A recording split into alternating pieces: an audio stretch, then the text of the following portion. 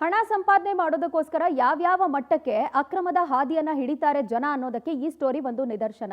ಹಾಲು ಮತ್ತು ಹಾಲಿನ ಉತ್ಪನ್ನಗಳನ್ನ ಮಾರಾಟ ಮಾಡಬೇಕಾಗಿರುವಂತಹ ಕೇಂದ್ರದಲ್ಲಿ ಆಲ್ಕೋಹಾಲ್ ಮಾರಾಟ ಎಗ್ಗಿಲ್ಲದೆ ಸಾಗ್ತಾ ಇದೆ ರಾಜಾರೋಷವಾಗಿ. ಅದು ಕೂಡ ಹಾಲು ಮಾರಾಟ ಕೇಂದ್ರದಲ್ಲಿ ಆಲ್ಕೋಹಾಲ್ ಸಿಗ್ತಾ ಇದೆ. ಮೈಸೂರಿನ ನಂಜನಗೂಡು ತಾಲೂಕಿನ ಹೆಡಿಯಾಲ ಗ್ರಾಮದಲ್ಲಿ ಈ ಘಟನೆ ಆಗಿರೋದು. ನಂದಿನಿ ಪಾರ್ಲರ್ನಲ್ಲಿ ಹಾಲು ತೆಗೆದುಕೊಳ್ಳೋದಕ್ಕೆ ಬಂದ್ರೆ ಅಕ್ರಮವಾಗಿ ಮದ್ಯ ಮಾರಾಟ ಮಾಡುವಂತಹ ದೃಶ್ಯಗಳು ಕಂಡು ಬರುತ್ತೆ. ಹೆಡಿಯಾಲ ಗ್ರಾಮ ಪಂಚಾಯಿತಿ ಕಟ್ಟಡದ ಎದುರಿಗೇನೆ ಈ ಹಾಲಿನ ಕೇಂದ್ರ ಇದೆ. ಮದ್ಯದ ಬಾಟಲಿಯನ್ನ ಈ ಹಾಲಿನ ಕೇಂದ್ರದಿಂದ ಕೊಡುವಂತಹ ದೃಶ್ಯ ಸದ್ಯ ಸೆರೆಯಾಗಿರೋದು. ಹಾಲು ಮಾರಾಟದ ನೆಪದಲ್ಲಿ ಮದ್ಯ ಮಾರಾಟ ಮಾಡಲಾಗ್ತಾ ಇದೆ. ಆದ್ರೆ ಮದ್ಯ ಮಾರ್ತಾ ಇರೋದು ಗ್ರಾಮ ಪಂಚಾಯಿತಿ ಕಟ್ಟಡದ ಎದುರುಗಡೆನೆ ನಡೀತಾ ಇದ್ರು ಕೂಡ ಯಾರೂ ಕೂಡ ಇದನ್ನು ಗಮನಿಸೇ ಇಲ್ಲ ಅನ್ನುವಂಥದ್ದು ವಿಪರ್ಯಾಸವಾಗ್ತಾ ಇದೆ. ದೃಶ್ಯದಲ್ಲಿ ಗಮನಿಸ್ತಾ ಇದ್ದೀವಿ.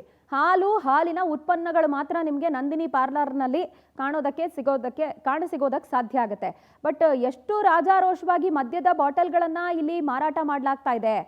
ಹೆಚ್ಚಿನ ಹಣದ ಆಸೆಗೋಸ್ಕರ ರೂಲ್ಸು ರೆಗ್ಯುಲೇಷನ್ಸು ಇದ್ಯಾವುದೂ ಕೂಡ ಇವ್ರಿಗೆ ಗಣನೆಗೆ ಬರೋದಿಲ್ವಾ? ಹಾಗಾದ್ರೆ ಇದನ್ನೆಲ್ಲ ಕಂಡು ಕಾಣದಂತೆ ಅಧಿಕಾರಿಗಳು ನಿರ್ಲಕ್ಷ್ಯವನ್ನು ವಹಿಸ್ಬಿಟ್ಟಿದ್ದಾರಾ ಅಥವಾ ಯಾರ ಕಣ್ಣಿಗೂ ಇದು ಬಿದ್ದೇ ಇಲ್ವಾ ಅನ್ನುವಂಥ ಪ್ರಶ್ನೆ ಕೂಡ ಇಲ್ಲಿ ಸರ್ವೇ ಸಾಮಾನ್ಯವಾಗಿ ಉದ್ಭವ ಆಗುತ್ತೆ.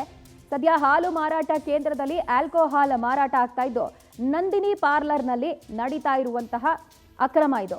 ಮೈಸೂರಿನ ನಂಜನಗೂಡು ತಾಲೂಕಿನ ಹೆಡಿಯಾಲ ಗ್ರಾಮದಲ್ಲಿ ಗ್ರಾಮ ಪಂಚಾಯಿತಿ ಕಟ್ಟಡದ ಎದುರುಗಡೆನೆ ರಾಜಾರೋಷವಾಗಿ ಇಷ್ಟು ಅಕ್ರಮ ನಡೀತಾ ಇದ್ರು ಕೂಡ ಅಧಿಕಾರಿಗಳ ಕಣ್ಣಿಗೆ ಅದು ಯಾಕೆ ಬಿದ್ದಿಲ್ಲ ಅಥವಾ ತಮ್ಮ ಗಮನಕ್ಕೆ ಬಂದರೂ ಕೂಡ ನಾವು ಪರ್ಚೇಸ್ ಮಾಡ್ಕೊಳ್ಳೋಣ ಬಿಡು, ನಮಗೂ ಈಸಿ ಆಗುತ್ತೆ ಅಂತ ಹೇಳಿ ಬಿಟ್ಟಿದ್ದಾರೆ.